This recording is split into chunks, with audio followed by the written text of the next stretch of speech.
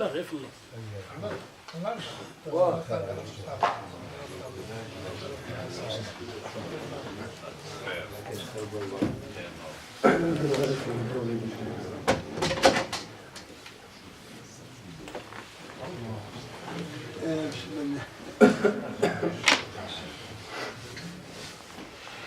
أعوذ بالله من الشيطان الرجيم. بسم الله الرحمن الرحيم، وصلى الله وسلم وبارك على حبيبنا محمد وعلى آله وأصحابه أجمعين. أما بعد، فإن أصدق الكلام كلام الله عز وجل، وخير الهدي هدي رسول الله صلى الله عليه وسلم، وإن شر الأمور محدثاتها، وكل محدثة بدعة، وكل بدعة ضلالة، وكل ضلالة في النار. فيا رب أجرنا من النار بعفوك، وأدخلنا الجنة برحمتك يا عزيز يا غفار. أيها الإخوة الكرام، لازلنا بفضل الله عز وجل نتحدث عن التوبة النصوح. فبدأنا بذكر قصص توبة الأنبياء، ثم بعد ذلك تكلمنا عن قصة توبة المؤمنين، وبدأنا بذكر قصة كعب بن مالك رضي الله عنه وأرضاه قصة كعب بن مالك الذي تخلف عن غزوة تبوك. هذا الصحابي الجليل كان له الاستطاعة المادية والقدرة البدنية للمشاركة في غزوة تبوك، فتكاسل وتقاعس وغره الشيطان لعنه الله، فوقع في حباله ووقع في معصية الله، ولكنه سرعان ما سيتوب ويعود إلى الله وسيذكر لنا قصته. Inch'Allah mes frères, toujours on parle sur le repentir sincère, et on a raconté les histoires des prophètes et on a parlé sur le repentir des prophètes. Après, on a choisi le titre, le repentir des croyants. Et on a ramené l'histoire d'un compagnon, parmi les meilleurs compagnons du prophète sallallahu alayhi wa sallam, qui nous raconte son histoire. Un jour, il a commis un grand péché. Il avait la possibilité, il avait la force, il avait la capacité de participer avec Nabi sallallahu alayhi wa sallam dans un combat contre les Romains qui s'appelle le combat de Tabouk. Mais malheureusement, il est tombé dans le piège de Shaitan et il n'a pas participé dans ce combat. Et là, il nous raconte son histoire et comment il va faire un repentir. وتوقفنا في قول معاذ بن جبل لهذا الرجل الذي قال للنبي صلى الله عليه وسلم إن كعبا منعه من المجيء النظر إلى عطفه والنظر إلى برديه. فالنبي صلى الله عليه وسلم, quand il est arrivé à cet endroit qui s'appelle Tabouk pour préparer son armée, il a demandé après Ka'b ibn Malik. Il a demandé, il a dit, il est où Ka'b ibn Malik? Un homme, il va répondre, il a dit, Ya Rasulallah, Ka'b il est resté pour regarder dans le miroir et pour regarder dans son apparence. Parce que Ka'b ibn Malik, il était quelqu'un qui prend soin de son apparence, parce que c'était le roi de Médine avant l'arrivée de Nabi sallallahu alayhi wa sallam. Il était un roi.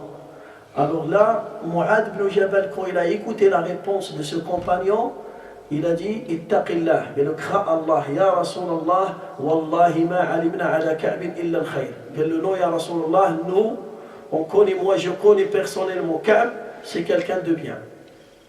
Qu'il l'a empêché de venir, Allahu A'lam. Mais je ne peux pas accuser mon frère dans son absence. Et de là, on a parlé sur Al-Ghaibah. Qu'est-ce que ça veut dire Al-Ghaibah? La médisance, c'est le fait de dire des mauvaises paroles sur quelqu'un qui est absent. De dire, de le critiquer et de citer ses défauts dans son absence. Ce n'est pas devant lui, c'est dans son absence. Dikru akhaka bima yakrah. Wa huna al-ulama يفصلون في باب الغيبة فقالوا ليس كل من يذكر شخصا في غيبته بما يكره لا نسمي هذا غيبة. هنالك بعض الحالات ولو ذكرت أخاك ولو ذكرت إنسانا بسوء وبكلمات يكرهها في غيبته فحلال مباح جائز في ديننا. Des fois, tu as le droit de parler sur quelqu'un dans son absence. Et les savants, ils ont rassemblé 6 choses dans 6 situations. يقول أحد العلماء الذي جمعها يقول ليس القدح ليس بغيبة في 6. القدح ليس بغيبة في 6 متظلم ومعرف ومحذر ومجاهر فسقا ومستفت ومن طلب الإعانة في إزالة منكر. القدح ليس بغيبة في 6 متظلم ومعرف ومحذر ومجاهر فسقا ومستفت ومن طلب الإعانة في إزالة منكر. On a parlé sur le premier, c'est quelqu'un qui subit une injustice. Quelqu'un t'a fait l'injustice et tu vas déposer plainte contre lui à la police ou bien au tribunal. Tu vas raconter tout ce qui s'est passé. Il est venu, il était en état débris, il a bu de l'alcool, il a cassé, il a insulté, il a fait ça, il a fait... Là, tu es en train de parler de lui dans son absence. Mais là, tu es en train de te défendre pour enlever une injustice qui est tombée sur toi à cause de cette personne. Le fait d'indiquer quelqu'un. Moi, je veux vous donner une information sur quelqu'un, par exemple, qui fait la prière avec nous, et je vais vous dire, il vous passe salam, il est parti au bled, il vous passe salam, il m'a dit de passer salam à toute la mosquée, vous allez me dire c'est qui? Je vais vous dire Mohammed. C'est qui Mohammed? Et lui, il est connu, par exemple, Mohammed, le chauve, il n'a pas de chevaux. Ça, le fait de dire ça pour reconnaître la personne, là, c'est pas une ghaiba. Même si lui, par exemple, devant lui, ou bien lui, il n'aime pas que quelqu'un l'appelle le chauve, par exemple, le qara'. Si tu lui dis le qara', il s'énerve, il se vexe. Mais dans son absence, pour dire c'est qui la personne, moi je veux dire Mohammed celui-là. Ou bien, par exemple, je vous dis Mohammed le noir. Mohammed le noir. Nous, à la mosquée, on a par exemple trois noirs. On a Mohammed et Abdullah et Abdurrahman. Mais on a beaucoup de Mohammed qui sont blancs. Je vais vous dire, Mohammed, il ne vaut pas salam. C'est qui Mohammed? Mohammed le noir. Hona, ce n'est pas une insulte. Là, hadihi laysat ghaibah. Même si lui, il n'accepte pas que tu lui dis le noir. Si tu lui dis le noir, il est vexé, il est énervé. Walakin lit-ta'rifi bih, pour le présenter, pour le faire connaître, alors il faut dire ça. كذلك كان العلماء مثلا هنالك عالم جليل, il y a un savant qui a rapporté beaucoup de hadiths, il s'appelle Abdurrahman ibn Hormuz. Abdurrahman ibn Hormuz. Mais son nom, il était connu par l'A'raj. Il était connu par l'A'raj. L'A'raj, c'est celui qui boite. Alors, un hadith qui est connu sur le vendredi, روى الإمام مالك عن أبي الزناد عن الأعرج عن أبي هريرة رضي الله عنه أن النبي صلى الله عليه وسلم قال من لغى يوم الجمعة فلا جمعة له. أنصتوا رحمكم الله. فلذلك النبي صلى الله عليه وسلم هنا العلماء الحديث كانوا يقولون عن أبي الزناد علي الأعرج. Pourquoi? Parce qu'il y a beaucoup de personnes qui s'appellent Abdurrahman ibn Hormuz. Beaucoup de personnes s'appellent Abdullah ibn Muhammad. Abdullah ibn Muhammad. Mais qui? Tu veux dire qui? فلذلك كان هنالك أيضا عالم جليل اسمه عبد الرحمن ibn عليا. عبد الرحمن ibn عليا. عليا, c'est sa mère. Lui, il s'appelle Abdurrahman, mais sa mère, il s'appelle Awliya. Lui, il s'appelle Abdurrahman ibn Ibrahim. Son père, il s'appelle Ibrahim. Et sa mère, il s'appelle Awliya. Mais lui, un jour, il a dit, je ne pardonne pas à celui qui m'appelle par le nom de ma mère. Anna, celui qui m'appelle par le nom de ma mère, faqad irtabani, il a commis la médisance contre moi, je ne lui pardonne pas devant Allah. Lui, il a dit ça. Mais les savants, quand ils vont écrire que ce hadith, ou bien cette parole, c'est Abdurrahman ibn Ibrahim qui a dit ça, ils vont dire Abdurrahman ibn Ulayya. Lui, il dit, je ne pardonne pas. Pourquoi? Parce qu'on a beaucoup de Abdurrahman ibn Ibrahim. On a beaucoup. Si je te dis Abdurrahman ibn Ibrahim qui a dit ça, tu vas me dire Abdurrahman ibn Ibrahim, il y a beaucoup, il y en a 7, 8. Ibn Man, je vais te dire le fils de Mohammed.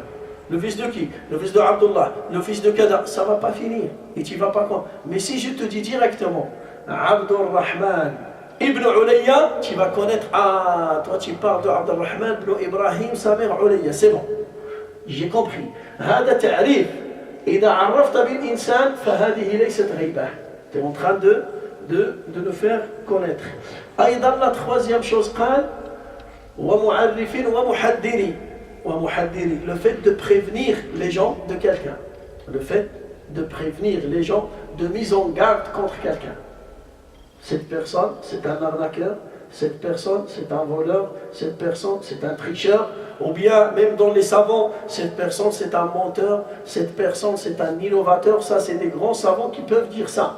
Comme ça, tu sais que cette personne-là, quand il parle d'Allah, il parle de son prophète, c'est quelqu'un qui peut passer des faux messages, c'est quelqu'un qui peut passer des mensonges, c'est quelqu'un qui peut dire Qala Rasulullah et en fait le prophète sallallahu alayhi wa sallam il n'a pas dit, qui peut dire des mensonges contre le prophète alayhi as-salatu was-salam. Comme ça, quand ils vont parler de cette personne, ils vont dire que c'est un menteur, ou bien c'est quelqu'un qui n'a pas une mémoire solide, ça veut dire il oublie, alors ils vont dire sous les hadiths qui sont rapportés par la part de cette personne, ils vont dire un hadith qui est faible, un hadith qui est daïf, un hadith qui est mensongère. Alors les savants, après, ils ne vont pas utiliser ce hadith pour sortir des jugements et des règles religieuses. Aïdan aussi, on peut prévenir les gens de quelqu'un qui triche, de quelqu'un qui arnaque, de quelqu'un qui vole, de quelqu'un... Tout ça, c'est pas al-ghayba. بعد ذلك يقول ومعرف ومحذر ومجاهر فسقا. Ça c'est la quatrième chose. مجاهر فسق أي أن إنسان فاسق عاصي لله ويجهر بفسقه أمام الناس. C'est quelqu'un qui commet des péchés en plein public. C'est un pervers et en plus de ça, quand il fait les péchés, il fait ça en plein public. Alors là, celui-là, il faut mise en garde contre lui et il faut le dévoiler. Il faut le dévoiler. Par exemple, des fois, au tribunal, le juge il appelle des témoins. Imagine, il va venir cette personne pour témoigner sur une affaire. Et toi, tu sais que cette personne-là, c'est quelqu'un qui fait les péchés en plein public. C'est quelqu'un qui boit de l'alcool dans le quartier en plein jour. C'est quelqu'un qui ne fait pas la prière. C'est quelqu'un qui commet la fornication. C'est quelqu'un qui fait la sorcellerie. Alors, tu as le droit de prévenir le juge, de prévenir la police que c'est quelqu'un qui n'est pas correct. Ça veut dire qu'il peut mentir dans son témoignage. Alors on a le juge quand il va dire c'est bon, on a un autre témoignage qui dit que c'est un fasiq, alors il n'accepte pas son témoignage. Là je parle des musulmans, je parle d'un pays musulman qui pratique ça. Ça veut dire le fasiq la tuqbalu shahadatu. Le pervers, celui qui commet des péchés en plein public, son témoignage il ne passe pas devant le tribunal, devant le juge, son témoignage il est refusé. Aïdan mujahir bil fisq, quelqu'un qui commet les péchés en plein public, mais il veut cacher son apparence pour se marier. Il veut demander une fille au mariage, et il veut se mettre droit, comme quoi je suis. Mais toi, tu sais que toujours, c'est quelqu'un de pervers et c'est quelqu'un qui... Tu as le droit de partir voir la famille de cette femme, de cette fille, et les prévenir et leur dire, voilà, celui-là, c'est quelqu'un qui fait ça, qui fait ça, qui fait ça. Voilà, je ramène un autre témoin, je ramène un autre témoin. Nous, on a fait sans qu'il te demande. Là, tu es en train de parler sur lui dans son absence, et lui, il a un projet de mariage. Tu peux dire à la famille de cette fille, c'est un tricheur, c'est quelqu'un qui fait ça, c'est quelqu'un parce que ses péchés, ils sont dévoilés. Déjà lui, il a dévoilé ses péchés. Hadi, la quatrième chose. La cinquième chose, wa mustaftin. Talabou al-ftwa. Quelqu'un qui vient pour demander des questions, pour poser des questions religieuses. Maintenant, il y a un conflit entre un homme et sa femme. Et la femme, ou bien l'homme, il vient voir l'imam, il va voir le savant, le juge, pour demander une réponse religieuse. Maintenant, كما وقع لهند رضي الله عنها. Hind, la femme de Abu Sufyan. Cette femme, elle est partie voir le Nabi sallallahu alayhi wa sallam. فقالت يا رسول الله إن أبا سفيان رجل شحيح. إن أبا سفيان رجل شحيح. Il est parti voir le Nabi sallallahu alayhi wa sallam. Il a dit يا رسول الله, mon mari, il est radin. Il est trop radin. فهل يجوز لي أن آخذ من ماله بدون علمه? Est-ce que j'ai le droit de prendre de son argent sans qu'il sait, en cachette? فقال لها النبي صلى الله عليه وسلم خذي ما يكفيك وولدك بالمعروف. Prends l'argent qui te suffit pour toi et pour tes enfants. هنا, cette femme, il a dit que mon mari, il est avare. Est-ce qu'il l'a traité ou pas? Est-ce qu'il a parlé sur son mari ou pas dans son absence? Pas un mot qui est grave, c'est la vérité. Oui, c'est quelqu'un qui est radin. Mais si tu parles derrière lui et tu dis il est radin et lui il n'aime pas entendre ça, tu as fait la médisance. Sauf dans cet endroit, tu viens pour demander une réponse religieuse. Mon mari, il a fait ça. Ma femme, il a fait ça, il a fait ça, il a fait ça. Est-ce que j'ai le droit de divorcer? Est-ce que j'ai le droit de lui pardonner? Est-ce que j'ai le droit de faire ça? Est-ce que tu as le fitwa? Mais il ne faut pas dépasser le cadre de ce problème. Tu as un problème par exemple avec ta femme, avec ton voisin, avec ton père. Quelqu'un il vient pour demander des questions par rapport à son père. Il va te dire mon père, il veut prendre tout mon argent. Est-ce qu'il a le droit? Mon père, c'est quelqu'un qui aime l'argent, il veut prendre tout mon argent. Est-ce qu'il a le droit de prendre tout mon argent ou pas? Là, il est en train de parler sur quoi? Sur son père. Est-ce que son père, il accepte que tu vas dire sur lui que tu aimes l'argent, tu veux prendre? Est-ce qu'il va accepter? Il ne va pas accepter. Mais tu n'as pas le droit de dépasser. Il ne faut pas dire, oui, mon père, il veut beaucoup d'argent. Tu peux rajouter, par exemple, et c'est quelqu'un qui utilise cet argent, par exemple, pour le jeu de hasard. Est-ce que j'ai le droit de l'aider? Et moi, je sais où il utilise son argent, ou bien je n'ai pas le droit de lui donner l'argent. Là, tu as donné une preuve pour le savant, pour qu'il sait la réponse qu'il va te donner. Parce que tu peux dire ça au juge, et tu peux dire ça au savant. La différence entre le juge et le savant, c'est quoi? C'est que le juge, c'est quelqu'un, quand il donne son avis sera appliqué par la force de la police. Il y a la police avec lui, il y a l'État avec lui. Mais le savant, il te donne la réponse. Si tu veux la pratiquer, tu la pratiques. Si tu ne veux pas, c'est entre toi et Allah. C'est ça la différence entre le mufti et le qadi. Le qadi, yahkum. Le juge, il va juger. Et son ordre, son jugement, il sera appliqué par la force. Mais le savant, il va te donner une réponse. Voilà qu'est-ce que tu dois faire, voilà. Mais il ne t'oblige pas à faire. Falidadik, ces choses-là, on a le droit de parler sur des gens dans leur absence pour changer comme ça. La dernière, وَمَنْ طَلَبَ الْإِعَانَةَ فِي إِزَالَةِ مُنْكَرِهِ. Par exemple, tu demandes l'aide pour changer un blâmable. Par exemple, dans notre quartier, il y a un vendeur de drogue. Il y a un vendeur de drogue. Et tu vas partir voir la police pour le dénoncer.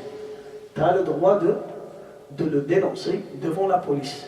Pourquoi? Parce que tu veux changer un blâmable. Le blâmable, il est devant toi. Toi, tu ne peux pas le changer avec tes mains.